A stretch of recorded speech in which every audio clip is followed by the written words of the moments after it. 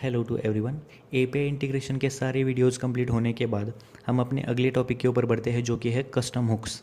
देखो, हुक्स के बारे में हमने अब इससे पहले बहुत सारे वीडियोस में पढ़ा था। हुक्स आपको एक एडिशनल फंक्शनैलिटी प्रोवाइड करते हैं जो कि रिएक्ट के अंदर प्री रिटन होते हैं। ओके, आपको सिर्फ इंपोर्ट करके उनको यूज़ करना पड़ता है। लेकिन कस्टम हुक्स कैसे आप यूज़ कर सकते हो, कैसे आप उनको लिख सकते हो, ये सारी चीज़ें इस वीडियो के अंदर हम जानने वाले हैं। अब देखो, स्टार्ट करते हैं with its custom hooks definition. Custom hook क्या करता है? Let's you create your own hooks. देखो, आपको अगर वो खुद के हुक्स लिखने हैं जो कि आपको एडिशनल फंक्शनलिटी प्रोवाइड करते हैं, तो आप इसका यूज़ कर सकते हो। Function that starts with use. अब तक आपने जो भी हुक्स देखे, मैंने जो भी आपको हुक्स पढ़ाए थे, यूज स्टेट, यूज इफेक्ट या यूज कॉन्टेक्स्ट, ये सारे हुक्स थे, वो स्टार्ट हो रहे थे यूज के साथ। ओके, तो ये भी अगर आपको क्रिएट करना है तो स्टार्ट विथ यूज। ओके, इसके साथ हम स्टार्ट करने वाले हैं। Allow you to extract reusable logic from components. अगर आपका रीयूजेबल लॉजिक है, रीयूजेबल अगर आपका लॉजिक है, ओके, ये रीयूजेबल अगर आपका लॉजिक है, तो आपके लिए ये बहुत ज़्यादा इम्पोर्टेंट होने वाले हैं। क्योंकि देखो, अगर आप एक कंपोनेंट क्रिएट कर रहे हो, जैसे कि एक कस्टमाइजेशन के लिए, या एक छोटा सा कंपोनेंट क्रिएट कर रहे हो, और वही लॉजिक जो उस कंपोनेंट में आप यूज़ करने वाले हो, सेम ही लॉजिक आप दूसरे कंपोनेंट भी यूज़ करने वाले हो, तो दो बार वो सेम ही कोड हो गया, तो ये रीयूजेबिलिटी के कैटेगरी में नहीं आता। तो आपको क्या करना पड़ता है, एक पर्टिकुलर जो आप फंक्शनैलिटी क्रिएट कर रहे हो, उसके लिए एक सेपरेट हुक क्रिएट करो, और उस हुक को आप कहीं पर भी इंपोर्ट कर सकते हो। तो ये क्या होगा, रीयूजेबिलिटी के कैटेगरी में आ जाएगा। ओके, तो यही है इसकी डेफिनेशन, बेसिक डेफिनेशन। अब हम देखते हैं कि when to use this hooks. पहला सिनेरियो यहाँ पर यह है कि मल्टीपल जो कंपोनेंट्स है आपके, सेम लॉजिक यूज़ कर रहे हैं, same logic to multiple components. Okay, अगर आपके पास मल्टीपल कंपोनेंट्स है और उसका एक छोटा सा लॉजिक सेम है, तो उसके यहाँ पर हम कस्टम हुक्स यूज़ करते हैं। उसके बाद clean and reusable components and reusable components. देखो, क्लीन एंड रीयूजेबल कंपोनेंट्स क्या है? रीयूजेबल कंपोनेंट्स क्या कर रहे थे हम? एक ही लॉजिक क्रिएट कर रहे थे और उसको हर कंपोनेंट्स के अंदर यूज़ कर रहे थे। तो ये क्या हो गया? क्लीन कोड हो गया। आप एक जगह सारी चीज़ें रख रहे हो, एक जगह पूरा कोड रख रहे हो जहाँ पर उसको रीयूज़ कर सकते हो आप, और ये सारा क्लीन रहने वाला है। अगर आपको नेक्स्ट टाइम अगर उस पर्टिकुलर कंपोनेंट को यूज़ करना है जो कि आप रीयूजेबल कंपोनेंट यूज़ कर रहे हैं, तो आप डायरेक्टली उसको यूज़ कर सकते हो, जो कि क्लीन कोड होने वाला है आपका।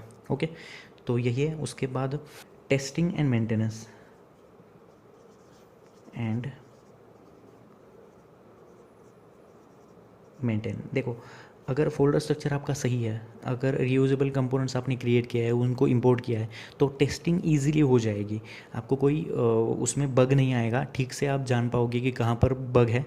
अब देखते हैं कि इसके रूल्स क्या है जिसका यूज़ करके हम कस्टम हुक्स क्रिएट करने वाले हैं। तो पहला रूल क्या है? It must starts with use. देखो, पहला रूल है स्टार्ट विथ यूज़। आपका हुक का नेम जो है, जो भी आप फंक्शन क्रिएट करने वाले हो एज अ हुक, तो उसकी स्टार्टिंग यूज से होनी चाहिए। ये पहला इसका रूल है। उसके बाद अदर हुक्स इनसाइड इट। तो देखो, ये क्या कर सकता है, अदर जो हुक है, यूज स्टेट है, यूज इफेक्ट है, ये सारे जो हुक्स है वो इसके अंदर ये यूज़ कर सकता है। यही दो रूल्स हैं जो कि हमें याद ध्यान में रखने हैं जब भी हम कस्टम हुक्स क्रिएट करने वाले हैं। तो अब हम जाते हैं मेरे कंप्यूटर की स्क्रीन के ऊपर और देखते हैं कैसे हम कस्टम हुक्स क्रिएट कर सकते हैं। ओके, तो हम आ गए हमारे कंप्यूटर की स्क्रीन के ऊपर। यहाँ पर अब मैंने एक प्रोजेक्ट क्रिएट किया है कस्टम हुक्स नाम से।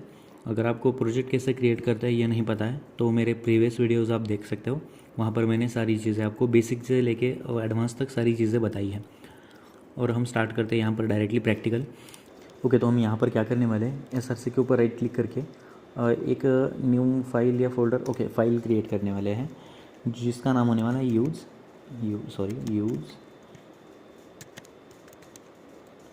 Counter dot JS. ओके, ये हमारी क्या होने वाली है, कस्टम हुक होने वाला है। ओके, ये कस्टम हुक यहाँ पर हम क्रिएट करने वाले हैं। सेम ही फंक्शन जैसे ही क्रिएट करते हैं इसको, यूज़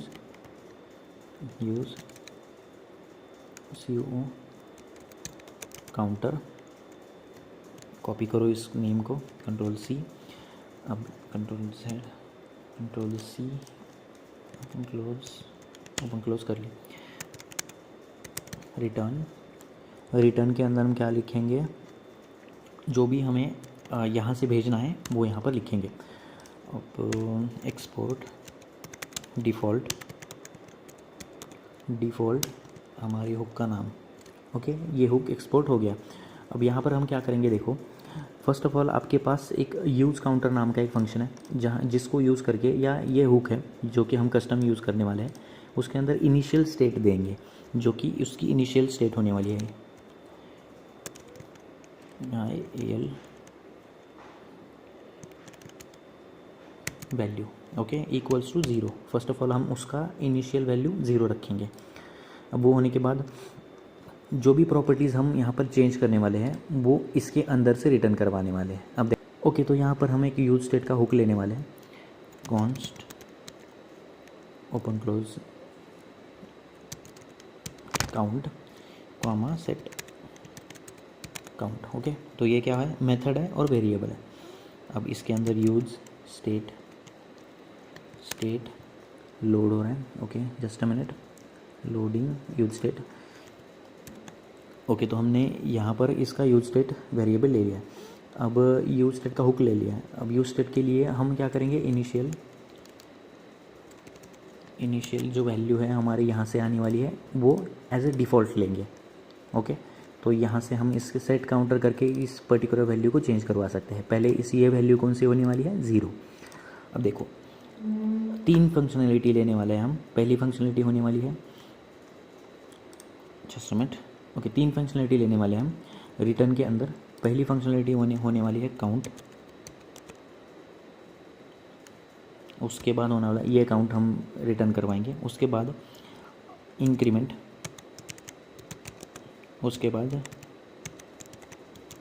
डिक्रीमेंट और रीसेट, ओके। ये क्या है, 4 फंक्शनलिटी जो कि एक काउंट के साथ हम उसको रिटर्न करवाने वाले हैं। अब देखो, अब सेट करने वाले हैं ये पर्टिकुलर काउंट। अगर इंक्रीमेंट हुआ तो उसके लिए मेथड होनी चाहिए, काउंट हुआ तो वो variable as a value return हो जानी चाहिए। रीसेट के लिए हम इनिशियल स्टेट उसकी रीसेट करवाएंगे, मीन्स अभी जो स्टेट है इसकी उसी के अंदर इनिशियल स्टेट डालेंगे। अब देखो वो कैसे करते हैं, कॉन्स्ट, देखो इंक्रीमेंट, कंट्रोल सी करो इसको, इंक्रीमेंट, उसके अंदर क्या करेंगे, इक्वल्स टू, अब ये फंक्शन एग्जीक्यूट करना है तो ये करेंगे ओपन क्लोज। अब देखो सेट काउंट, जो ये मेथड है सेट काउंट, इसको यहाँ पर पेस्ट करो, कंट्रोल बी। इसके अंदर क्या लिखेंगे, प्रीवियस स्टेट एरो फंक्शन, और यही प्रीवियस स्टेट को हम क्या करेंगे, कंट्रोल सी कंट्रोल बी, इसी प्रीवियस स्टेट को हम क्या करेंगे, ऐड करेंगे एक उसके अंदर, मीन्स 0 के अंदर एक ऐड करेंगे यहाँ पर, ओके। ये हो गया। अब ये प्रीवियस स्टेट के अंदर एक ऐड हो रहा है। अब ये एक फंक्शनलिटी हो गई। ऐसे ही सेम फंक्शनलिटी हम डिक्रीमेंट के लिए लगाएंगे, कंट्रोल बी, इंक्रीमेंट की जगह डिक्रीमेंट डालेंगे, कंट्रोल सी, यहाँ पर कंट्रोल वी। अब देखो प्रीवियस स्टेट -1, ओके। तो ये -1 होगी, जो भी इसकी अभी के लिए अभी की स्टेट है ना, उसमें से ये -1 हो जाएगा। अब रीसेट करने के लिए करेंगे हम कॉन्स्ट रीसेट, कंट्रोल सी, इसके अंदर स्पेस देके कंट्रोल बी। अब रीसेट के लिए क्या है, equals to arrow function, equals to हो गया, ओके, इक्वल्स टू एरो। इसके अंदर क्या लिखेंगे हम, सेट काउंट जो है कंट्रोल सी, यहाँ पर कंट्रोल बी। इसके अंदर क्या लिखेंगे हम, जो इनिशियल स्टेट थी हमारी, वही इनिशियल स्टेट को हम रिवाइज करेंगे, यानी कि कंट्रोल बी, जो 0 थी वही यहाँ पर इनिशिएट हो जाएगी। अब ये होने के बाद हम क्या करेंगे, देखो अब हमने क्या किया है, इंक्रीमेंट, डिक्रीमेंट और रीसेट के लिए सारी फंक्शनलिटी क्रिएट करी है और इसको रिटर्न किया है, और काउंट को भी यहाँ से रिटर्न किया है हमने। काउंट को हम लेंगे और शो करने वाले हैं जहाँ भी हमें शो करना है उसको। अब यूज़ काउंटर तो हमने रिटर्न करवा दिया है यूज़ काउंटर। अब देखो यहाँ पर मैं एक और कंपोनेंट क्रिएट करूँगा जिसका नाम होने वाला है काउंटर कंपोनेंट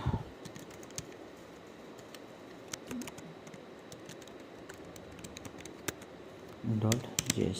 सपोज़ कि आपको ये नाम कॉपी करना है, इसको डायरेक्टली रीनेम करो और कॉपी करो और बाहर कहीं भी क्लिक कर दो। अब फंक्शन वही सेम प्रोसेस है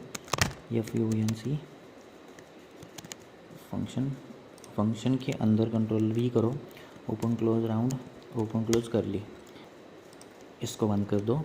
अब यहाँ से इसको एक्सपोर्ट डिफ़ॉल्ट कर दो, DEF स्पेस अपना कंपोनेंट जो कंपोनेंट का आपका नाम है उसको आपने एक्सपोर्ट करवा दिया। अब रिटर्न के अंदर क्या करेंगे देखो। ओके, तो यहाँ पर हम क्या करने वाले हैं, रिटर्न से पहले जहाँ पर आपने ये पर्टिकुलर हुक क्रिएट किया है उस हुक को यहाँ पर लेके आएंगे। कॉन्स्ट करो, सेम ही प्रोसेस है, ओपन क्लोज कर ली, काउंट कौन कौन सी चीज़ें हैं वहाँ पर, ये सारी चीज़ें यहाँ पर आप लेके आ सकते हो। कंट्रोल C करो इसको,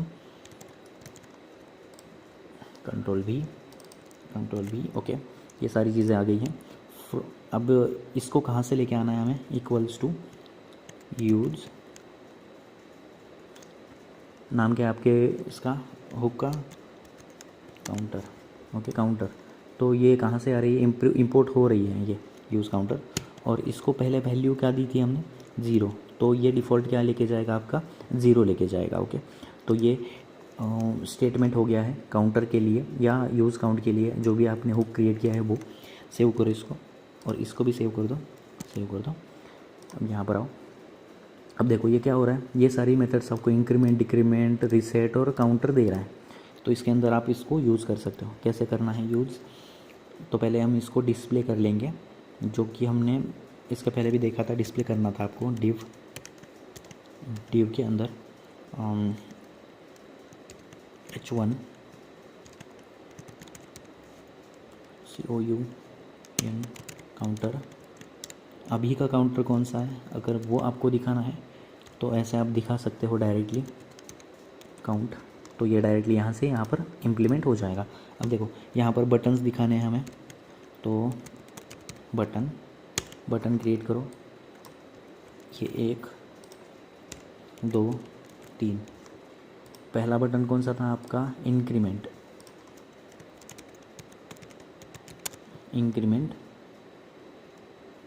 डिक्रीमेंट,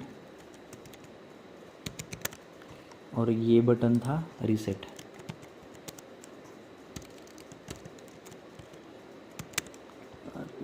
ओके, रीसेट हो गया। अब इसके पर्टिकुलर ऑन क्लिक के ऊपर हम ये जो फंक्शनैलिटीज़ हमने यूज़ काउंटर के ऊपर क्रिएट किए हैं उनको लेके आने वाले हैं। देखो इंक्रीमेंट के अंदर पहले हम क्या करेंगे, ऑन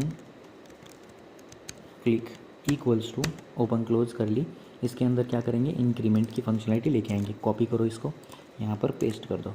ओके, ये हो गया। अब इसके अंदर क्या करेंगे हम, on click equals to, open close कर ली, इसके अंदर क्या करेंगे, डिक्रीमेंट, कंट्रोल C, इसको कंट्रोल V, और सेम ही है, कंट्रोल C करो इसको, ही कंट्रोल C, यहाँ पर कंट्रोल V, डिक्रीमेंट की जगह रीसेट। ओके, सारी इम्प्लीमेंटेशंस यहाँ पर हो गए हैं। सेव करो इसको। अब ये जो आपने कंपोनेंट क्रिएट किया है, ओके काउंटर कंपोनेंट, इसको आपको app.js के अंदर लेके आना है। तो वो कैसे आते हो आप, काउंटर कंपोनेंट, इसको लेके आओ, क्लोज करो। अब जैसे मैं इस कोड को रन करूँगा तो जस्ट अ मिनट, क्या हो रहा है, ओके तो यहाँ पर हमने एक गलती कर दी है। रिटर्न को हमने मल्टीपल वैल्यूज़ दे दिए हैं लेकिन उसको सर्कुलर ब्रैकेट्स में रख दिया है। ये इसलिए ये क्या कर रहा है, सिर्फ ये रीसेट जो है उसी को रिटर्न करवा रहा है। तो यहाँ पर करली ब्रैकेट्स ले लो, एंटर करो, इसको कट कर दो, जो भी एक्स्ट्रा चीज़ें थी यहाँ से उसको कंट्रोल V। जैसे मैं इसको रन करूँगा तो आपको ऐसा इंटरफेस दिखाई दे रहा होगा। इंक्रीमेंट करूँगा तो ये काउंटर बढ़ जाएगा, डिक्रीमेंट करूँगा तो इसी वैल्यू के अंदर से एक एक चीज़ या एक एक नंबर डिक्रीज़ हो जाएगा। और मैं इंक्रीज़ करके जैसे रीसेट करूँगा ना, तो ये पहले की तरह हो जाएगा। मीन्स पहले जो हमने वैल्यू प्रोवाइड करी थी इसको, कौन सी वैल्यू प्रोवाइड करी थी, 0 वैल्यू प्रोवाइड करी थी, तो ये वैसे के वैसा रह रहा है जैसे हमने इसको रखा था। और इंक्रीमेंट डिक्रीमेंट की सारी फंक्शनलिटी यहाँ पर चल रही है। ओके, तो ये हो गया है, कस्टम हुक्स क्रिएट हो गए हैं। So thank you for watching this video. मैं जल्दी से जल्दी ही नोट्स आपको प्रोवाइड कर दूंगा, जिससे आपका डिस्ट्रैक्शन कम होगा।